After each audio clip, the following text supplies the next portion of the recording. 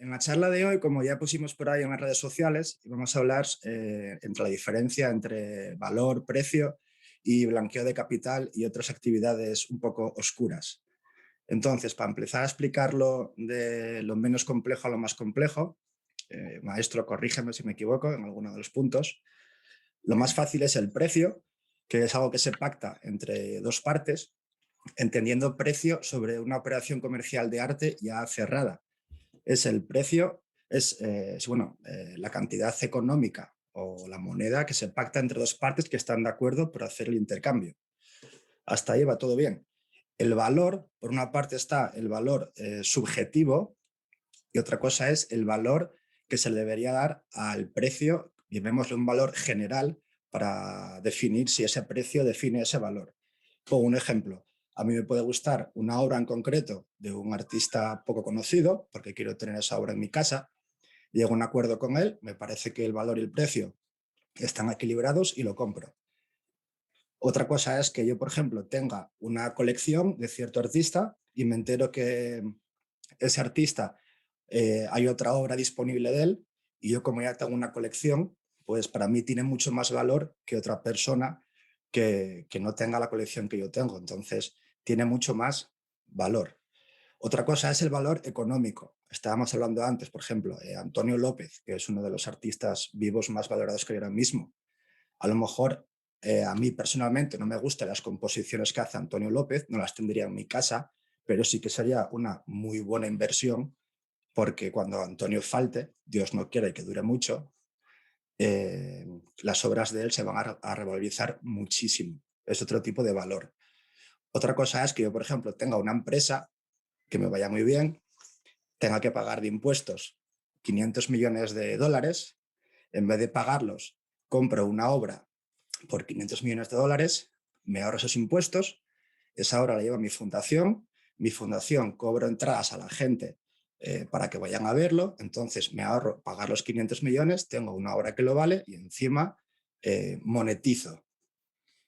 Eso es lo que se suele utilizar a día de hoy. Aparte del blanqueo de capital, que por desgracia el arte, lo que hablamos en otras charlas, es una de las herramientas más eficientes a día de hoy para decir, yo me pinto aquí cualquier cosa, un árbol, digo que vale 100.000, llego a un acuerdo con otra persona, probablemente no me paga los 100.000, me pagará mucho menos, pero yo le firmo y digo, esto vale 100.000 y viaja por cualquier parte del mundo con esto, en ningún aeropuerto le van a decir, oye, ¿qué es eso? Llega a otra parte del mundo y como tiene mi certificado que dice esto vale 100.000, lo puede canjear. Entonces es una forma muy eficiente de transportar dinero entre países de una forma, digamos, muy discreta y por desgracia legal a día de hoy. Ahí no se puede decir nada. Otra cosa muy diferente es el precio corresponde con el valor. Ahí ya no entra la opinión objetiva o personal. Ahí entran muchos aspectos como la antigüedad, la autenticidad, la procedencia, la técnica, el estado de conservación, tamaño, estética, historia, composición y otras muchas cosas que nos va a contar ahora el maestro para cuando a lo mejor veas esas noticias, se ha vendido esta cosa por no sé cuántos millones. Vale, muy bien, pero que justifique el valor que vale ese precio y que no solo lo justifique con un discurso hablando de Los Ángeles, hablando de tonterías, porque no. Entonces, maestro, por favor, ilústranos cómo debería la gente preguntarle cuando quieren pedirle muchísimo dinero por obras que no lo valen. Decir, oye, demuéstrame que tu obra vale esto con estos aspectos. A ver, tú has hablado de todos los aspectos, así es que me quedan pocos a mí por comentar. Déjame un segundito, un segundo. Yo creo que tenemos que empezar diferenciando lo que es valor y lo que es precio. El valor es una cualidad contenida en algo, es una cualidad contenida en ese objeto que satisface a alguien o que gusta a alguien o que alguien lo necesita. El valor es algo que se aprecia. Y en ese sentido hay gente que aprecia una cosa y gente que aprecia otra. El precio es simplemente un acomodo, es un acomodo comercial donde uno tiene esa oferta y el otro tiene esa demanda y bueno, si yo lo necesito lo voy a comprar por el precio que me den porque lo necesito. Y anoche tenía dolor de garganta y bueno, tuve que ir a comprar ahí los antibióticos a un precio mucho más caro de lo venden en Santiago, pero como estoy en la isla, pues tenía que pagar el precio que estaba porque la necesidad obligaba. Una vez que se conoce esto de la diferencia entre el valor y el precio, tenemos que empezar a ver cómo le ponemos precio nosotros a algo que es particular. Nosotros pintamos un cuadro y no hay un precio establecido por el cuadro. Salimos a comprar pan y sabemos que es un precio establecido por el gobierno más o menos y bueno, el kilo de pan te vale tanto, hay un acuerdo comercial global y sabes que ese es el precio del pan. Pero en el caso del trabajo artístico es una cosa particular, individual, de uno. No hay nadie que te lo haga igual y tú ahí pides lo que quieras. Hay un problema en esto de comenzar a poner precios a los cuadros, sobre todo cuando uno es autodidacta.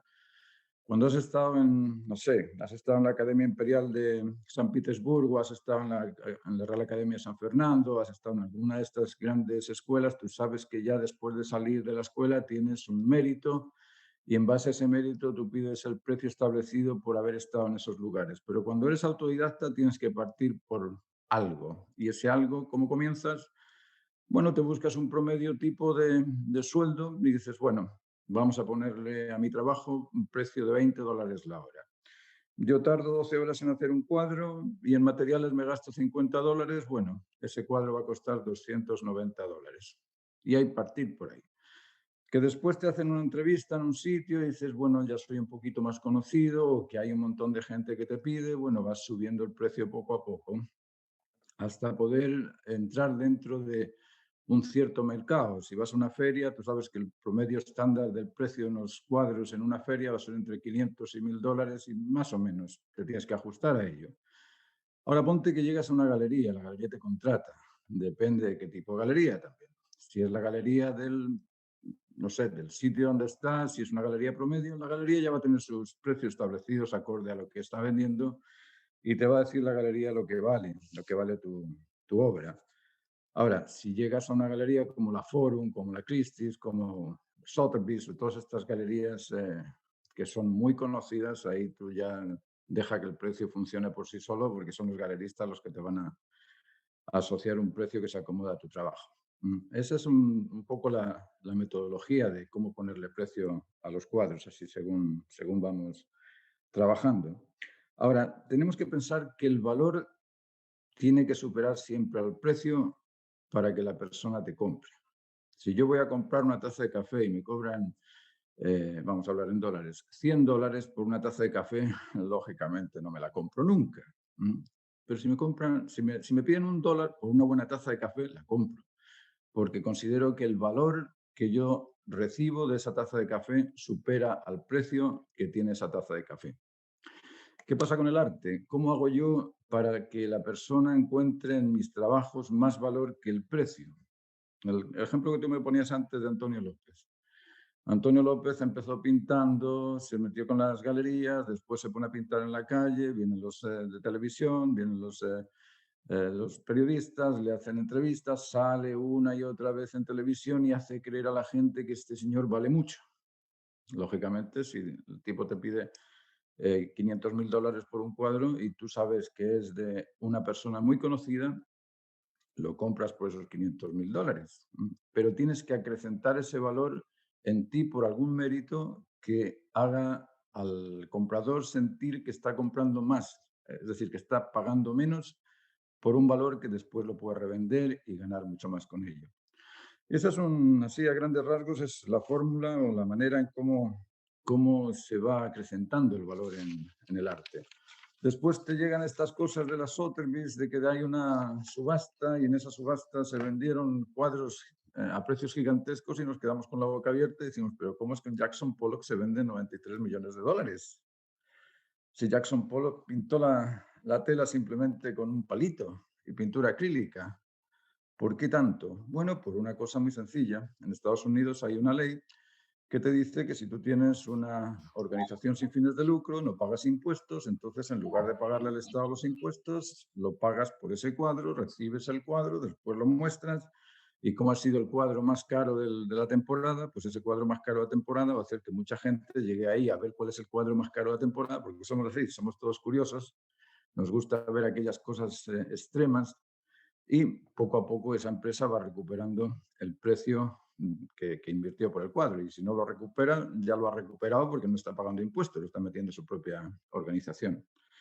Esas son así las fórmulas más tradicionales o más normales de encontrar estas diferencias tan grandes en el mercado entre un cuadro u otro. Ahora, esos son aspectos externos a la profesión, aspectos externos a la calidad del cuadro. Si un docente en una escuela tiene que evaluar un cuadro, ¿cómo lo haría? Yo estuve dando clases y me encontré con docentes que miraban los cuadros, miraban los ejercicios de los alumnos y decían, a este un 7. Aquí la nota más alta en Chile es un 7. A este un 7 y a este un 4. Y yo vi que el ejercicio del que le estaban poniendo un 4 superaba, pero en creces, al que le estaba poniendo un 7, porque el que le puso un 7 eran una X, un par de líneas con carboncillos y una mancha amarilla en el centro, que supuestamente significaban el problema del transporte. ¿Por qué el problema del transporte? Porque aquí las micros son de color amarillo y esa X pues significaba la profundización de la perspectiva, es decir, estaba todo hecho. Con una X simbolizabas la perspectiva y con el punto amarillo ya tenías las micros. Pero resulta que cuando yo le preguntaba a los amigos por allí, ¿qué ves aquí? Una X con un punto amarillo. Pero hombre, no seas ignorante, ¿cómo que un punto amarillo con una X? Aquí está el problema del transporte muy bien graficado. Y se me quedaban mirando con una cara de espanto, porque decían, bueno, ¿qué me dices? ¿Estás loco? Aquí no hay nada más que una X con carboncillo y una mancha amarilla en el centro. Le dije al profesor, le dije, ¿cómo evalúas esto? ¿Por qué le vas a poner un 7 a este personaje? Porque a mí me gusta. Y es chori. Aquí el término chori es para decir que algo es bonito. Bueno, si es chori, ponle un 7, ponle lo que tú quieras, pero yo me marcho de esta comisión porque yo no puedo formar parte de esta comisión. A mí me parece esto un chiste. Y me fui a la oficina y vinieron los otros participantes en la comisión a preguntarme que por qué me había ido. Le dije, pero ¿cómo puedo evaluar un cuadro de esa manera? ¿Tú crees que el gusto es profesional? Imagínate que vas al mecánico y el mecánico te hace cualquier burrada en el auto y dice, a mí me gusta. No funciona, pero a mí me gusta. Entonces compro el auto porque a mí me gusta. Pues no te sirve, pero a mí me gusta. ¿No es absurdo eso? Es absurdo. Entonces me dijeron, bueno, ¿y por qué no nos explica usted cómo evalúa los cuadros? Claro que sí, te lo voy a explicar al tiro. Venga, siéntate aquí, nos sentamos los cuatro y les dije, mira, en las obras de arte, tradicionalmente hablando, hasta los años 50, hasta los años 70, yo creo que fue. Hasta los años 70, los que estábamos en la escuela sabíamos cómo evaluar el cuadro de una forma muy sencilla. Teníamos 6 valores objetivos y un montón de valores subjetivos. Los objetivos no cuentan porque depende de cada uno, pero los objetivos sí, porque son profesionales. ¿Y en qué consisten esos valores? Bueno, el primero, buscar el valor temático. Temáticamente hablando, lógicamente, tienen distinta apreciación la Piedad de Miguel Ángel que el cuadro de Jackson Pollock. ¿Por qué? Porque en la Piedad le llega a mucha gente, es un tema con un valor universal, trascendente, iconográfico, y esos 3 aspectos, que sea trascendente, que sea universal, que sea iconográfico, estamos hablando de universal, es decir, es algo que interesa a la mayoría, por no decir a todos. Es algo trascendente, es decir, va a interesar siempre, generación a generación. La Piedad, ¿cuántos años lleva existiendo? Cerca de 500, más o menos, 400 y algo. Todavía hay gente que va a ver la Piedad y que siente frente a la Piedad, que dice, pobrecita, fíjate, frente a su hijo y tal. Ese sentimiento lo tenemos todos. Luego, ese valor universal hace que la obra sea interesante para muchísima gente durante mucho tiempo. Y es iconográfico. ¿Qué es eso de ser iconográfico? Es emblemático, es un emblema. Basta ver el tipo de actitud en ese caso de María, de la madre, frente al hijo, o si pensamos en el Pensador de Rodin, es un icono, es un emblema, es decir, nosotros cuando pensamos generalmente nos ponemos en la posición del Pensador de Rodin. Esos 3 aspectos hacen que esa propuesta, que tenga esas 3 condiciones de ser universal, trascendente e iconográfico, valga más que aquello que no es trascendente, que es particular y que además no representa nada, simplemente representa aquel aspecto que el autor quiere defender, pero que los demás no ven. Luego ahí tenemos el primero de los valores profesionales dentro del arte, el valor temático. El segundo valor es el valor compositivo. Y en la composición hay dos aspectos. Está el aspecto lectivo de la composición, es decir, cómo organizo la escena, cómo organizo yo a los personajes, dónde tengo el centro focal, dónde tengo la periferia que lo complementa, y cómo pongo esa escena dentro del rectángulo, de los límites de lo que esté componiendo. Si está balanceado, si está equilibrado, si no hay ninguna cosa que dificulte el captar ese centro focal, pues lógicamente va a estar mejor compuesto que aquella cosa que está hecha de cualquier manera. Ahí tenemos otro tipo de valor, el valor compositivo. Además de eso tenemos el valor gráfico. ¿Qué es esto del valor gráfico? El valor gráfico tiene dos aspectos también, la precisión y la destreza. Hoy en día se da mucho el arte hiperrealista, el querer hacerlo todo perfecto. Pero cuando haces todo perfecto no hay destreza. Y cuando nosotros miramos los cuadros de los diestros en la pintura, no sé, podemos poner a Velázquez, por ejemplo, podemos poner un montón de ejemplos de personajes que pintan de una forma diestra, como Sorolla, como Sargent, como los rusos, por ejemplo. Esos cuadros que tienen esa destreza y que dicen, mira, le salió la mano, pero me acerco a la mano y mira, veo 3 pinceladas nada más. No es una mano contorneada, preocupándose del detalle, que eso lo puede hacer cualquiera, pero la destreza no la puede hacer nada más que aquel que tiene dominio sobre la precisión.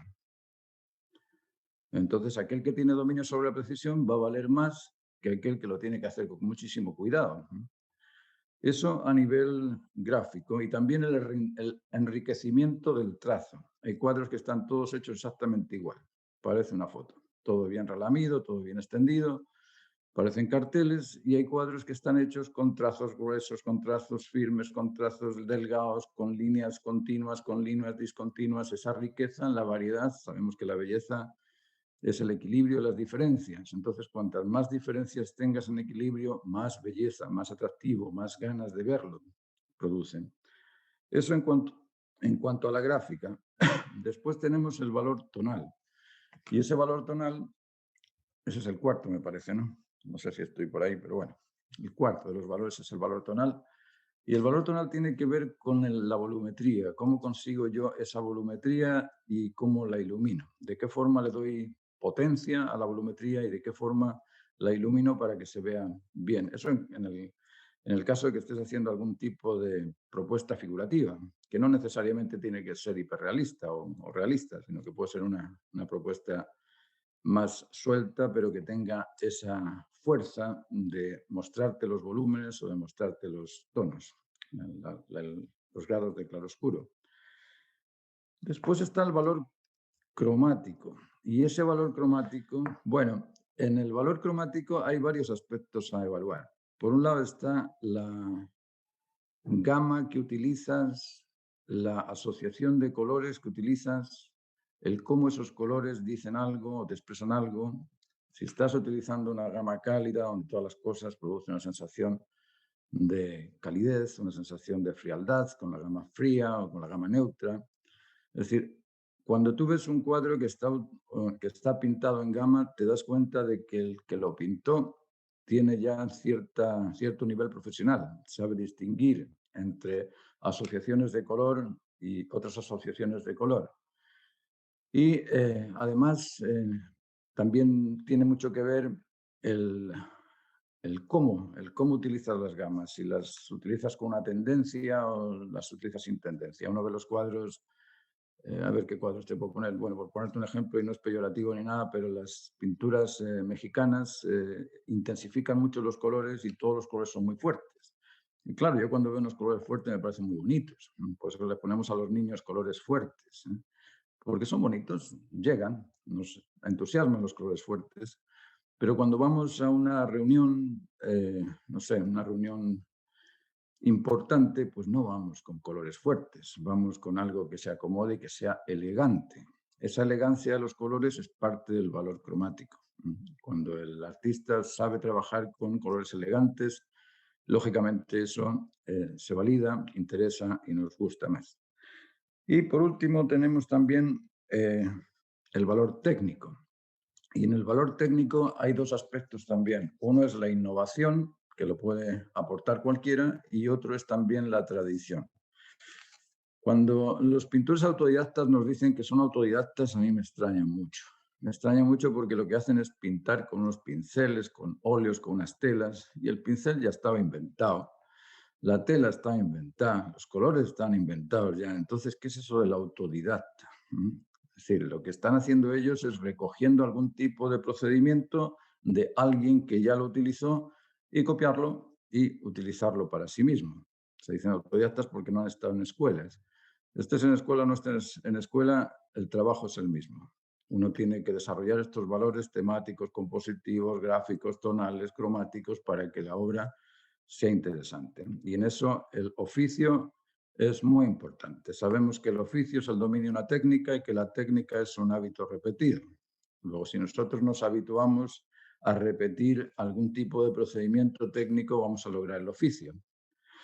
Y cuanto más dominio tenemos de ese oficio, lógicamente más valor tiene la obra. Y por último, el último de los valores es el valor de la armonía.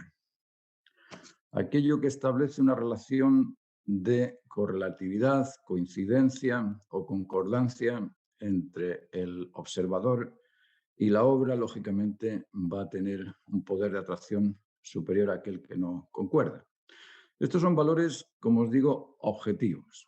Yo como docente puedo evaluar los cuadros de esa manera y reconozco cuál es mejor y cuál es peor en ese aspecto. Ahora, después vienen los valores subjetivos. Y los valores subjetivos tienen que ver con un montón de aspectos que no son comunes. Por ejemplo, el valor de la comunicación. Es que esto me comunica. Bueno, a mí me comunican cosas de Jackson Pollock. Claro que sí. Si no es que no comuniquen. A veces yo veo cosas y digo, uy, mire, este parece un señor caminando por la calle. O esto, mira qué bonito, son los colores que a mí me gustan, ¿eh? Sí, hay un tipo de comunicación, ¿vale? Pero es subjetivo.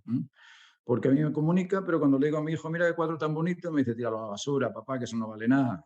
Pero ¿cómo? ¿Por qué no te comunica lo mismo que a mí? Por eso, porque son valores subjetivos. Otro valor es el valor sentimental. Mira, aquí tengo el cuadro que pintó la abuela. Ya, papá, tira ese cuadro, que ya está viejo. Pero ¿cómo voy a tirarlo si lo pintó la abuela? Si, bueno, es mi cuadro. Esos son valores subjetivos. Otro valor subjetivo, el que acabamos de comentar con Roberto, el valor del precio. Fíjate, esto lo compré y me costó $1.000.000. Aunque sea feo, lo voy a guardar igual, porque me costó $1.000.000. Pero es un valor subjetivo. Es decir, valores subjetivos hay muchos. Hay algunos que son simplemente por la fama. Y tenemos el caso de nuestro amigo Dalí, que Dalí acrecentaba su valor por la fama. Entonces ya no era el valor de la obra le daba igual. Lo que no le daba igual es tener que salir ahí junto a Franco, junto a Sofía Loren, junto a esto y la otra, hacer una película, hacer un montón de cosas para que acrecentasen el valor de su obra. Y eso hoy en día se repite. Hay gente que te sube las escaleras desnudo, sale el periodista por ahí y dice, mira, está haciendo una obra de arte. Bueno, bien, perfecto. Vale, si tú quieres llamarle a eso obra de arte y ponerle un valor, ponle valor, pero no es un valor objetivo, son valores subjetivos. Esos no son valores profesionales que vayan a hacer o que vayan a incrementar la calidad de la obra. Eso simplemente son valores sociales que sí, que sirven, claro que sirven, pero que no son trascendentes. Cuando se murió Dalí, ¿qué quedó Dalí? Yo ahora cuando le digo a mis hijos que Dalí era increíble, era un actor tremendo. ¿Quién es Dalí, papá? Se fue. Se fue porque la fama es eso. La fama son momentos nada más. Se te va la fama y se te va el valor. Entonces tenemos que multiplicar este tipo de conocimiento entre los artistas para que se den cuenta de que existen unos valores que son realmente valores de la calidad del cuadro y que hay otros valores que son ajenos a la calidad del cuadro y que no podemos comparar unos con otros, son valores distintos. Yo no puedo comparar el amor con la verdad. Fíjate que son parecidos, ¿verdad? Los dos se establecen en la conectividad. Cuando alguien me quiere y yo le quiero, se establece el amor, y cuando algo coincide con mi criterio, se traduce en verdad. Pero no sé cómo comparar la verdad con el amor. ¿Qué tiene que ver la verdad con el amor? Y son dos valores. Lo mismo con los valores objetivos y los valores subjetivos.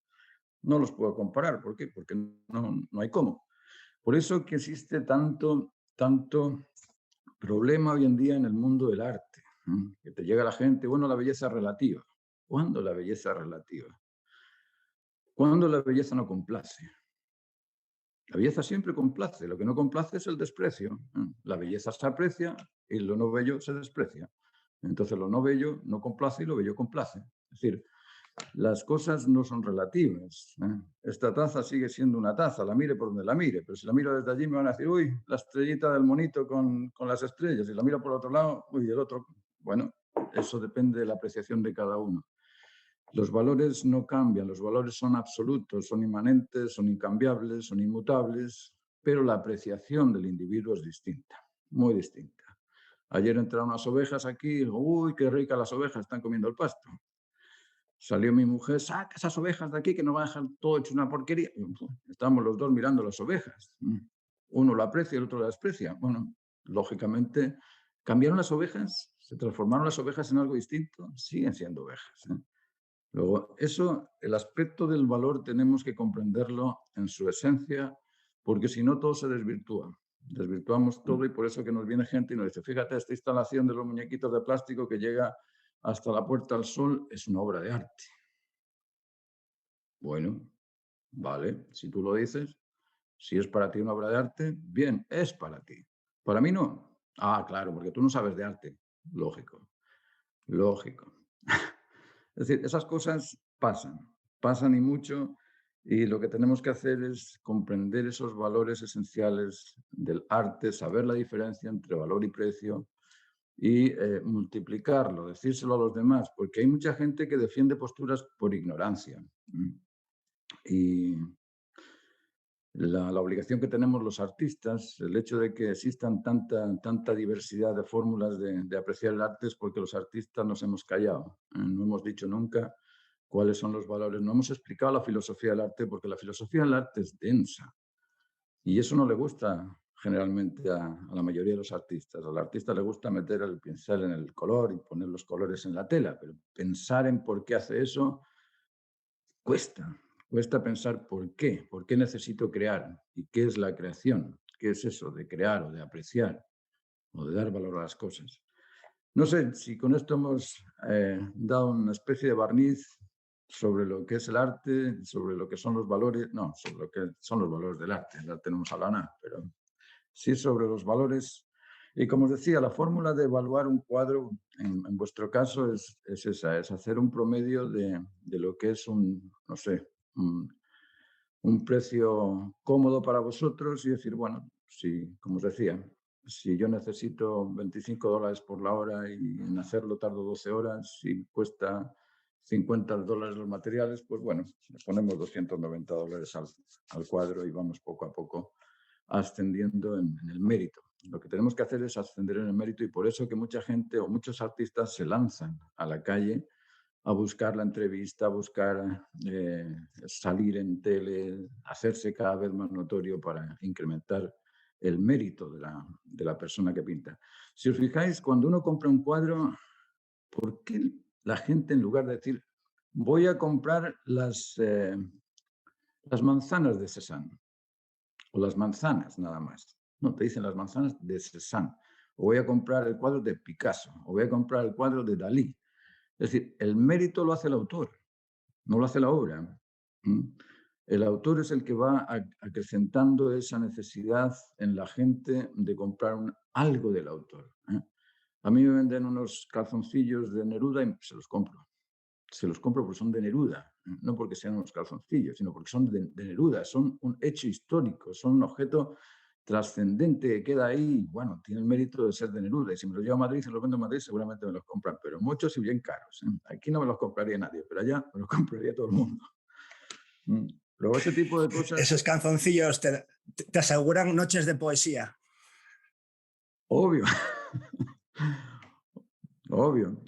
Por eso que tenemos que comprender ese tipo de valores agregados al trabajo en sí. Es decir, puede que no sé, que esa cosa no sea tan importante por sí sola, pero el contenido social que denota ese tipo de objetos, pues claro, vale mucho. No sé, ¿qué pensáis vosotros de esto del precio? ¿Qué dudas tenéis o qué comentarios podéis hacer? Porque estoy muriendo de frío. ¿cómo tendría yo que eh, incentivarme a través de la venta? Mira, lo primero que hay que hacer es hacer una especie de promoción tuya y de tus trabajos. Yo aquí cuando vine lo primero que hice fue ponerme a hacer retratos. Y claro, haciendo retratos, haces el retrato a una familia y a esa familia la ven otras familias. Y de ahí me pedían marinas porque se iban a la playa y bueno, había que pintar una marina. Y después había que pintar a la sobrina y al sobrino y a la nieta y bueno, y así te vas haciendo con un mercadito chico. Y ahí le vas poniendo el precio que se acomode a ese mercado. Yo aquí en Chile no podía pedir los precios que pedía en Estados Unidos. Ni la mitad siquiera, ni un cuarto siquiera. Porque en Estados Unidos estaba vendiendo 30, 40 mil dólares y aquí pues, pides $1000 y ya parece caro. Es decir, estamos en distintos ambientes y eso es importante también comprenderlo. Pero en el ambiente donde estés, lo primero que tienes que hacer es ir extendiendo tu net, extendiendo tu mercado, mostrándole a este, mostrándole al otro, ir con el dibujito, mira lo que he hecho, mira lo que he hecho, mira lo que he hecho. Y en la medida que te van viendo, se van interesando por ti, van comentando unos a otros, mira, aquí vive un pintor, mira, aquí vive un pintor. Y poco a poco la gente se va interesando en lo que tú haces y en la medida que se interesa, como te digo, tienes que ir poniendo un precio a comodo, un precio que sepas que te lo van a comprar, un precio donde tu obra supere el precio que te pagan. Por eso te digo que el valor siempre tiene que superar al precio. Y si el valor lo muestras por las virtudes que pones en el cuadro, es decir, no, yo veo los cuadros de Alirio y me quedo con la boca abierta, porque Alirio tiene una facilidad para hacer los paisajes y para hacer los retratos y, bueno, esa habilidad es el mérito de Alirio. Luego Alirio puede, en base a esa habilidad, decirle al cliente, mira, esto que hago yo, hay pocos que lo hagan. Y como hay pocos que lo hagan, pues te voy a pedir un poquito más. Y ese poquito más lo tiene que acomodar con el cliente, con la capacidad que tenga el cliente también, porque si le pides mucho a alguien que no tiene, pues tampoco te lo va a comprar. Pero es una especie de acomodo entre oferta y demanda y lo que sí que hay que hacer es ir incrementando siempre el valor de lo que entregas. Yo me acuerdo Antonio López, cuando yo estaba en España, que hace ya varios años de eso, pues allá él salía con una batita blanca, con la batita blanca de pintar, y íbamos a las galerías junto con él.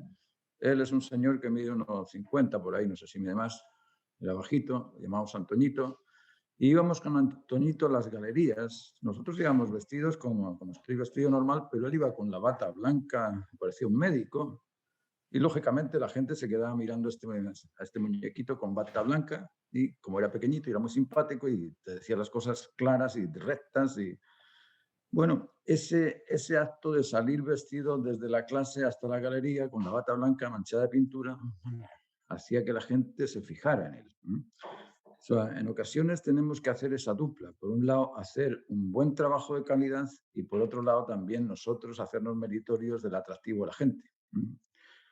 Y eso se hace de distintas formas. Mi atractivo es por las teóricas. A mí la gente me conoce porque ese Martín Soria no es pintor, es filósofo.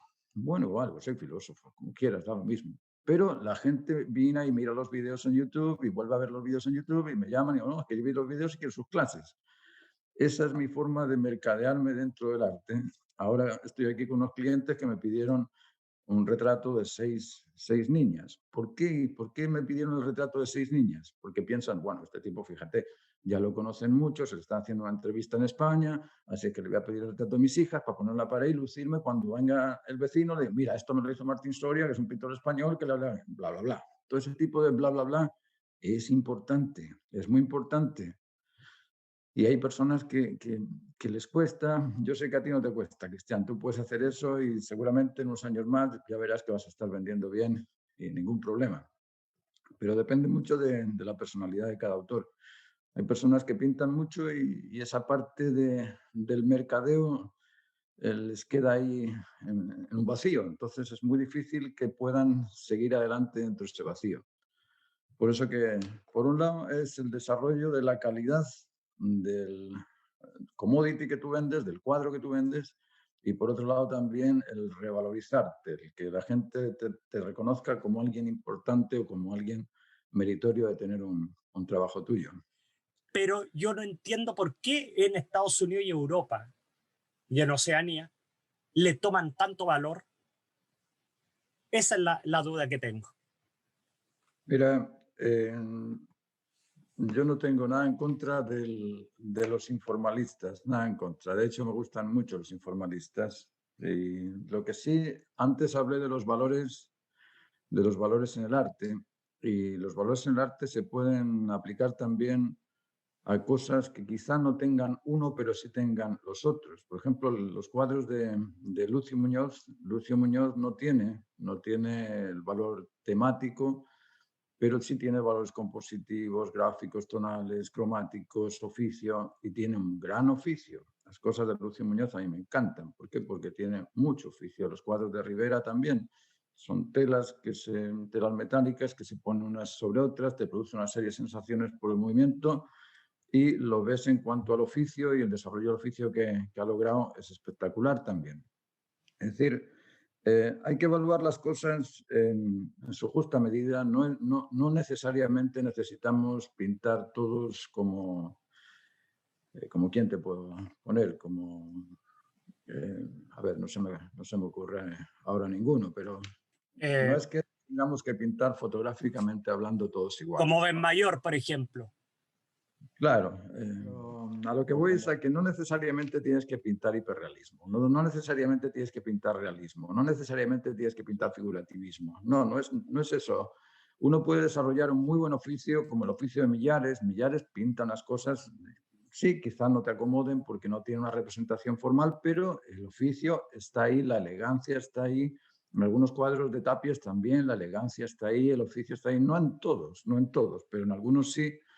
Y eso también es loable, también es algo que debemos apreciar. Es decir, yo no estoy en contra de la no figuración, al contrario, me encanta y yo también la hago, de vez en cuando lo practico.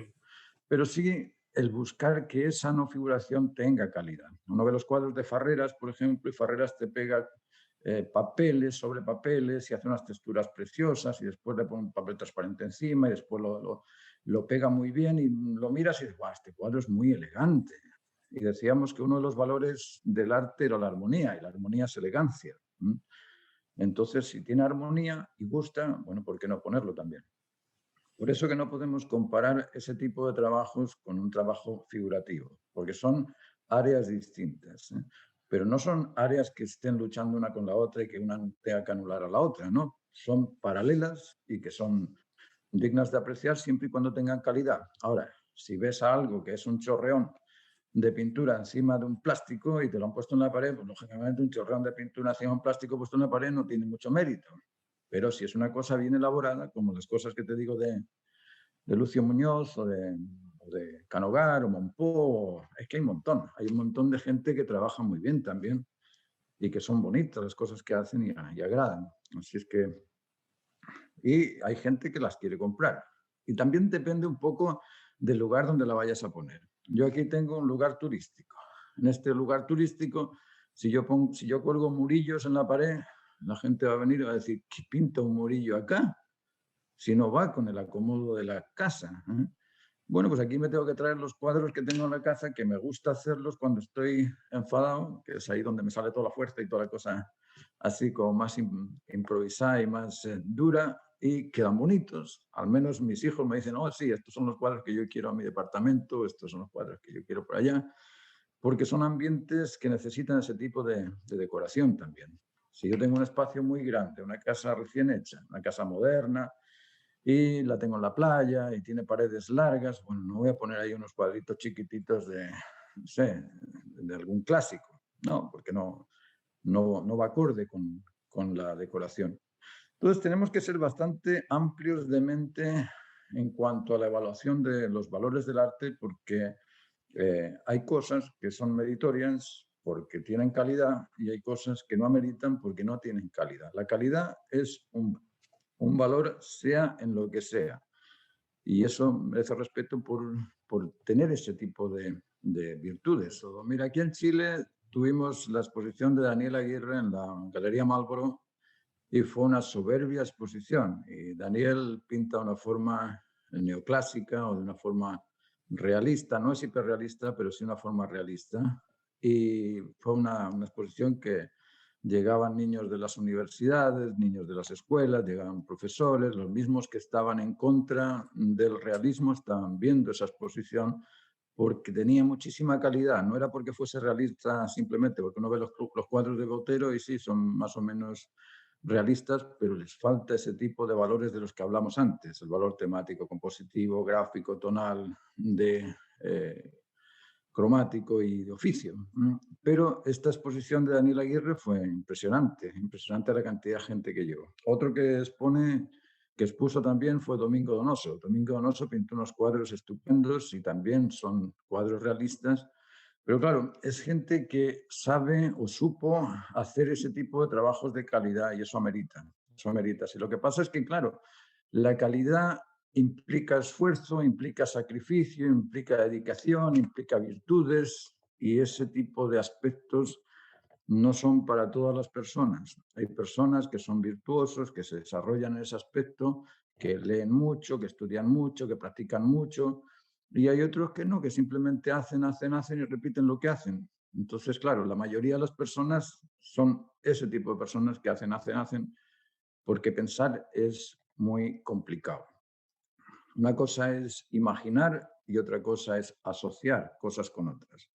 Como os digo, yo aquí tengo el río ahí al lado y cuando paseamos por el bosque y les pregunto, ¿qué viste? Un montón de árboles, qué bonito, y qué bonito. ¿Qué árboles viste? Muchos árboles, muchos árboles. ¿Pero cuáles viste? ¿No viste el arrayán? ¿No viste el canelo? ¿No viste? No, no vieron nada. No vieron nada, ¿por qué? Porque para hacer eso tienen que fijarse, mira, hay un arrayán blanco y hay un arrayán rojo, es distinto el rojo del blanco, el canelo es más grueso que el arrayán, uy, el arrayán tiene las hojas así. Tienes que ir asociando una cosa con otra y eso es pensar. Pensar es asociar una cosa con otra para deducir o para inducir o para discernir. Pero ese tipo de aspecto de mirar la taza y decir, es un cilindro que mide 17 centímetros de alto. No lo hacemos. No lo hacemos porque no nos damos el tiempo de coger la regla y ver si mide 17 centímetros de alto. ¿Entiendes? Imaginamos que tiene que tener alguna medida, pero no apreciamos. Apreciar es dar o recibir el valor del observado. Y para eso necesitas evaluarlo. Si no lo evalúas, no lo reconoces. Entonces, por eso que existen en el mercado tantas ofertas de cosas vanas, de cosas que dices, bueno, ¿qué tipo de calidad tiene esto? Y es mucho lo que te ofrecen de ese tipo de cosas. Antes, en Europa, las galerías no eran salas de ventas. Hoy las galerías son salas de ventas. Es lo mismo una galería de arte que el sitio donde te venden zapatos. Exactamente igual. Te ponen un producto en vitrina y te lo venden. Antes la galería de arte no era así, sino fijaos ahí en el Dios Google. Dios Google lo tiene todo, bueno y malo, pero lo tiene todo. Pero si os fijáis, las galerías europeas, ¿qué hacían para que un artista llegase a la galería? Si el artista no tenía un prestigio, si el artista no tenía calidad, no entraba en la galería de arte. No entraba. Por eso que después, cuando cambió el sistema político, dijeron los que entraron que había que quitar ese tipo de bullying, porque era un bullying, era despreciar a la gente que pintaba y solamente ameritaban a aquellos que realmente eran genios. Por eso que en la época de Tiepolo, a ver dónde encuentras alguno que pintase como pintan ahora. No, ¿por qué? Porque la conciencia social te obligaba a buscar obras de arte que venían de los genios. Así se evaluaba el arte en Europa, en la Europa del siglo XVIII-XIX. Pero como cambian las cosas, pues hoy en día no sabes ni qué es un genio ni qué es un... En realidad está todo muy confundido por eso, porque hay mucha oferta de cosas sin calidad. Si lo ves en todo aspecto, lo ves en los autos. Un auto de antes, yo tuve un auto que lo tocaba y era lata, era metal. Ahora lo toco y es plástico. Y pues, si choco con esto, me voy al otro lado. Es decir, hasta en eso hemos sufrido cambios. Y esos cambios, claro, nos impiden reconocer las cosas que realmente tienen calidad. ¿Alguna duda por ahí? Aprovecho para contestar a tus dos preguntas, Cristian, porque no te puedes imaginar la cantidad de veces que nos hacen esas mismas dos preguntas por redes sociales. Por una parte, en redes sociales, tanto Instagram como Facebook, bueno, te lo puede decir mi socio Will, que es el que se encarga de toda la parte tecnológica y viviendo en Nueva York, en las redes sociales, tanto Instagram como Facebook como el resto, tú pagas por promocionarte. La gente es una herramienta para promocionarte por encima de todo. Sí que se pueden montar tiendas virtuales, pero tú no, es imposible. Solo la persona que tiene esa cuenta sabe lo que vende. Me refiero, si tú quieres tener 100.000 seguidores, es cuestión de poner dinero y tendrás 100.000 seguidores y montarás tu tienda virtual. Eso no te asegura, porque a la gente a base de ponerle tu ficha delante le dan me gusta y tendrás 100.000 seguidores, tanto en Instagram como en Facebook. Para vender, claro, yo hablo desde Europa por experiencia, para vender yo te recomendaría no descartar las redes sociales para coger fama o prestigio o lo que sea, no es excluyente. Para vender yo me iría a subastas online, aquí en España catawiki.es, bueno, punto el país que sea, Artelista, te hablo de memoria, hay muchas subastas online. Yo me centraría en subastas online, lo que es para vender. Ahora, luego, para cogerte fama, prestigio, en las redes sociales. Respecto a las obras físicas, porque yo también conozco Estados Unidos, Martín también, Will está viviendo ahí, yo he vivido en Dubái. No es que en el mercado oriental y en el mercado americano compren el tipo de obra, por decirlo de alguna manera, conceptual, porque prefieran más que cualquier tipo de obra. Es que en estos mercados compran a los que mejor se saben vender. Me refiero, tú en Dubái vas y te sabes vender muy bien, porque lo he visto muchas veces, y le vas con cualquier, no te voy a decir con un plátano pegado en una pared, pero le vas con cualquier cosa mínimamente hecha y te lo compran. Pero tienes que ir hasta allá, hacer contactos, como en Estados Unidos, que no es fácil ni barato, ir hasta allá, hacer muy contactos, moverte en el mundillo, y una vez que entras, si te sabes vender bien, te compran casi cualquier cosa.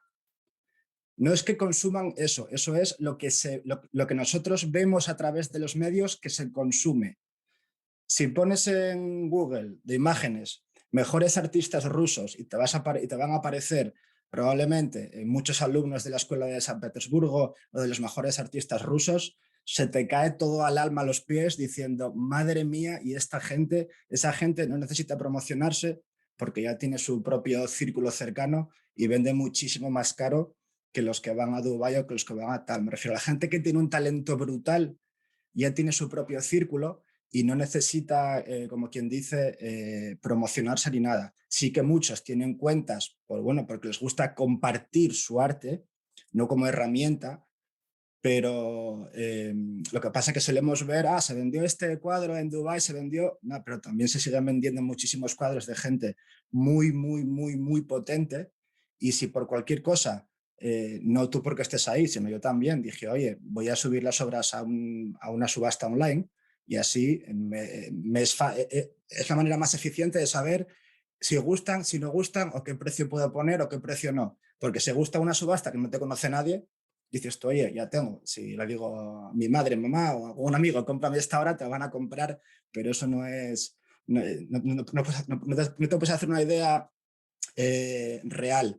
Y aprovecho también para compartir uno de los mejores consejos que me dio un día Martín en la clase, que luego pondremos al final el contacto para si alguien quiere hacer clases con él. Lo peor no es no vender, lo peor es vender por el precio más alto del que debes, porque luego, como tengas que bajar el precio de tus obras, a la gente que ya les vendiste a ese precio, se te van a echar encima. Entonces, si no vendes, tienes un problema. Pero como vendes más caro de lo que deberías vender y luego, en cuanto te compren 2, 3, 10 cuadros, dejes de vender y tengas que bajar el precio, vas a tener dos problemas. Que no vendes y que a ver qué explicaciones das a la gente que te pagó o que te van a decir, oye, yo te pagué este dinero por esta obra, porque ahora las vendes más barato. Entonces es muy importante saber el precio exacto y lo que decía el maestro, ir subiendo poco a poco. Pero no os fiéis, que me refiero, el arte no es lo que se ve ni en las redes sociales ni lo que aparece en los medios de comunicación.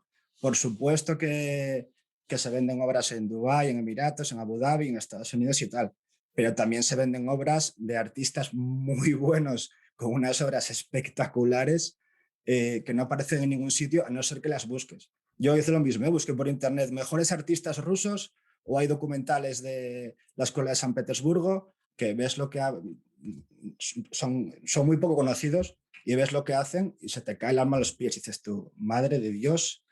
Entonces, respecto a vender, yo te recomendaría subastas online. Para coger fama o formación o hacer contactos, que también es importante, por supuesto, redes sociales o LinkedIn. Y si quieres vender en directo, pues eso, o a Estados Unidos o a Emiratos, a Asia en general. ¿Por qué? Porque en Europa casi todo es comercio de arte figurativo y vas a competir con los mejores del mundo, básicamente. Entonces, ya que viajas, a no ser que compitas con los de Rusia, diría, oye, el mundo es muy grande, me voy a donde tenga menos competencia. Igual que los de Rusia no van a ir a donde venden los que venden 4 monigotadas porque no lo necesitan. Tienen ya su propio círculo cercano y que lo saben valorar. Hay un tema también en esto de la venta que es el tema que comentabas antes, Roberto, es muy importante, el no quemar el mercado, es decir, ir vendiendo poco a poco cada vez más alto y no vender muy alto y después bajarte, eso es importante. Pero hay otra cosa también que es importante cuando ya empiezas a tener un poquito de nombre y es el porcentaje por derecho de autor. Es decir, yo vendo el cuadro, pero el derecho a la imagen lo tengo yo. Es decir, mi cuadro lo pongo en la galería, pero lo pongo con un contrato donde yo estipulo que voy a recibir un porcentaje del precio reventa o del derecho a autor, a usar esa imagen. Es decir, la galería dice, mira, me van a hacer una entrevista de la no sé, cualquier Art News en Nueva York y me van a hacer una entrevista. Bueno, Art News es una prestigiosa revista. Y en esa prestigiosa revista, la imagen es una fotografía que va a publicarla. Y esa fotografía de esa imagen pertenece a mi cuadro. Yo puedo exigir un derecho de autor por la imagen y pedirles, mira, por hacer esa impresión de mi imagen en tu revista, pues me pagas $50, no sé, me pagas $100, $50, ahí acomodas. Pero, perdona, pero estoy tiritando porque hace un frío aquí tremendo. Está helando y hace mucho frío. Es decir, el derecho a la imagen lo tiene el autor y el derecho a la reventa en algunos casos también. Esto es como los equipos de fútbol. Se vende al jugador y el que lo vendió tiene derecho a la reventa después. Eso es algo que el autor lo puede hacer. Tú puedes hacer un contrato de compra-venta con el que te compra el cuadro y decirle, mira, si es un cuadro que crees que va a tener una publicidad enorme porque pintaste un tema social, un tema importante, bueno, de ese cuadro, cada imagen que se publicite me paga un derecho de imagen y si se pone en una subasta o se pone en algún sitio y se vende varias veces y queda ahí un porcentaje del derecho de autor, yo también me reservo. La ley aquí en Chile, 17337, te permite pedir hasta un 15%. Hasta un 15%. Imagínate que es alto el precio. La mayoría de la gente no entiende, no lo sabe. No sabe que se copió la ley de Estados Unidos. Es una copia así, literal, es una traducción más que una ley. Pero es lo mismo, allí existe también. Y puedes pedir un 10% del precio de la reventa. Claro, ¿cómo vas a controlar esa reventa? Bueno, si tienes a alguien que te asiste en eso, pues quizá lo puedes hacer. Pero generalmente si has pintado 2.000 cuadros, pues no vas a estar detrás de los 2.000 cuadros donde se revendió, a quién se revendió, cómo lo revendió. Muy difícil. Pero que puedes hacer un contrato de esa forma, lo puedes hacer. Yo de hecho lo he hecho. Yo de hecho lo he hecho con algunos y lo tengo así. Pero son fórmulas de crear un acuerdo unos con otros y estipular un porcentaje de venta. Y no sé si tenéis algún otro tipo de preguntas. Ya hemos pasado una hora. Yo os agradezco a todos por estar presentes, por participar. Creo que se han dicho muchas cosas muy interesantes. Después podéis volver a ver el video editado. Y no sé si tenéis alguna otra cosa que comentar. Sí, una última cosa, no solo por los de hoy, sino porque bueno, nos llegan muchos mensajes, especialmente de gente bastante jovencita que empieza esto en el arte, que también parece que les importa demasiado la fama.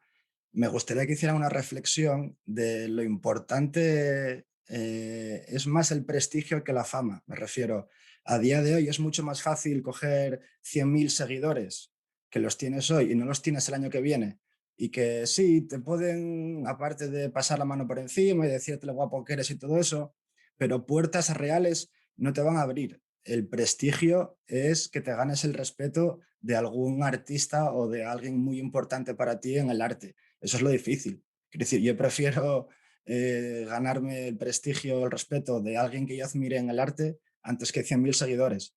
Incluso alguien que yo admire en el arte tiene los contactos suficientes como para que una simple llamada abrirte muchas más puertas que no las otras 100.000 personas que a lo mejor te podrán comprar o no, tal, pero por probabilidad yo prefiero más ganarme el prestigio de alguien realmente importante en el arte o alguien que yo admire que no 100.000 seguidores que son efímeros, porque la fama va y viene, pero el prestigio, en cuanto te lo ganes en este mundillo, corrígeme más si me equivoco, el prestigio se queda. Eso sí, eso sí. Mira, si te compras un auto, yo voy a por los Toyota, no sé por qué, porque funcionan bien. Independientemente de que el Lada sea el que veo más en pantalla todos los días, pero el Toyota no me dice nada.